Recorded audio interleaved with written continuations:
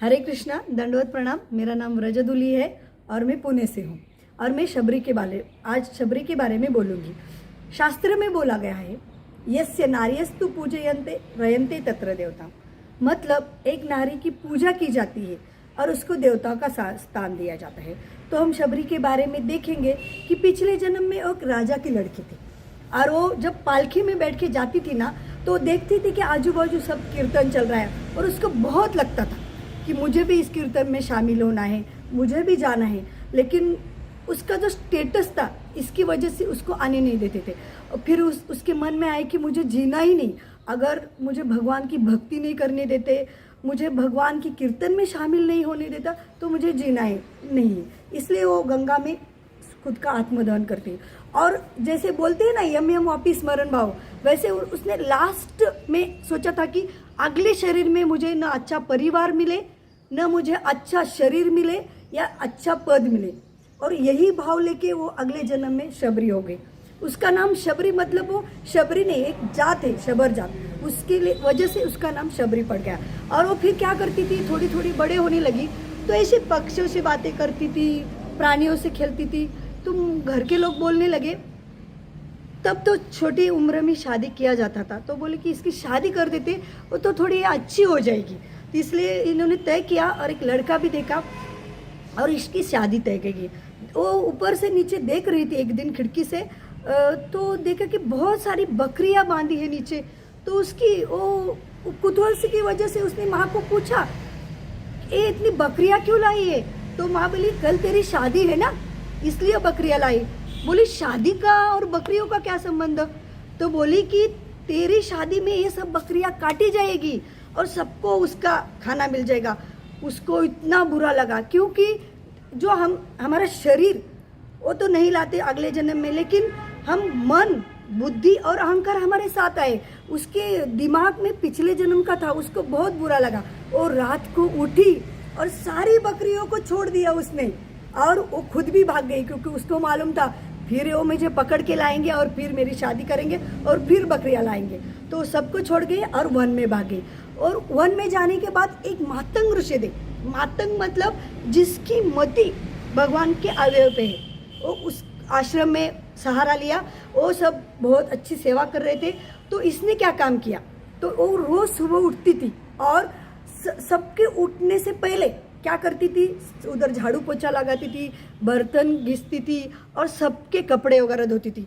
तो मातंग ऋषि के जो शिष्य थे बोले, ये रोज सेवा ऐसा कौन करता है? तो उन्हें कुतूहल से एक बार गुरु महाराज को पूछा, गुरु महाराज, हम उठने से पहले ही कोई सेवा करके जाता है। तो बोले, आप लोग कितने बजे उठते हैं? तो बोले 2:30 बजे। कल से 2 बजे उठ जाओ भाई और देखो क्या होता है। तो 2 बजे उठे और उन्होंने देखा तो शबरी का ये सब चालू था सेवा, और देखा कि इतनी अच्छी तरह सेवा करते। लेकिन उनको जब पता चला कि इसका नाम शबरी है और ये शबर जाति के, तो शिष्य बोलने लगे, हाय हाय, हम तो अभी बहुत बुरी तरह फंस गए, क्योंकि वो शबर जाति के और उन्हें हमारे कपड़े छू गए, हम वो तो अच्युत है, ऐसा ऐसा बोलने लगे। और तब उन्होंने ये सब कहानी जाके अपने गुरु महाराज को बोले। वो तो गुरु है। गुरु महाराज जाके शान से शबरी के सामने खड़े हो गए और बोले, तुम ये सब सेवा करते हो? बोली हाँ। तो उन्होंने बोला, कीब विप्र किब्य नासी के ही शूद्र है, जय कृष्ण तत्ववेता से ही गुरु है। अगर कोई भी जाति का कोई आदमी हो, औरत हो, लेकिन जो अगर भगवान का संदेश देता है, भगवान की सेवा करता है, भक्तों की सेवा करता है, तो वो कौन है? बहुत अच्छा तत्ववेता है। तब से वो शबरी उधर ही सेवा करने लगी। फिर गुरु महाराज ने उनको दीक्षा दी और वो दिन भर भगवान गुरु की सेवा करती थी, कुटिया साफ करती थी, शिष्यों की सेवा करती थी और गाती थी, श्री राम जय राम जय जय राम, श्री राम जय राम जय जय राम।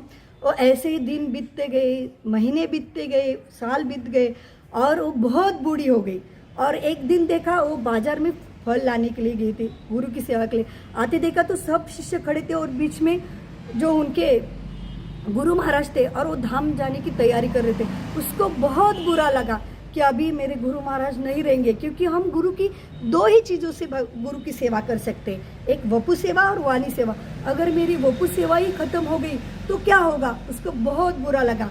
और गुरु महाराज तो मन का सब जानते हैं। जब गुरु महाराज ने देखा मातंग ऋषि ने कि उसको बहुत दुख हो रहा है, तो गुरु महाराज ने उनको एक सलाह दी और एक चीज़ बोली कि तुम ऐसे ही इस कुटिया की सेवा करती रहो, एक दिन प्रभु श्री राम खुद आएंगे और तुमको धाम लेके जाएंगे। जैसे गुरु पूजा में बोलते हैं ना, गुरु मुख पद्मा वाक्य चिते ते खोरिया ऐक्य आरना करी हो माने आशा, आरना करी हो माने आशा। तो वही उसमें ध्यान में रखा और वो पूरी जीवन भर सेवा करती रही। रोज उसको लगता था कि आज श्री राम आएंगे, आज श्री राम आएंगे। और इसी तरह से हम उनका फोटो भी देखते हैं, देखो जैसे राम बैठे हुए, पीछे लक्ष्मण खड़े और वो शबरी उनको बेर दे रही है। उसके बाल देख के समझ में आता है कि वो बहुत बूढ़ी होगी। तो एक दिन ऐसा आ गया कि प्रभु श्री राम आ गए, और जब देखा शबरी ने श्री राम आ गए तो उनको समझ में नहीं आ रहा था कि मैं क्या करूं उनके लिए। उन्होंने ऐसे फूल बिछाए थे, रोज ही बिछाती थी, तो उनको वो अंदर लेके आई कुटिया में, उनको बैठने के लिए कुछ का एक आसन दे दिया, बिठाया, पानी दिया। लक्ष्मण पीछे खड़े थे और फिर उन्होंने उनको खाने के लिए बेर दे दिए। बेर कैसे थे, वो खुद चखती थी उस बेर को और चख के देखती थी खट्टा है या मीठा।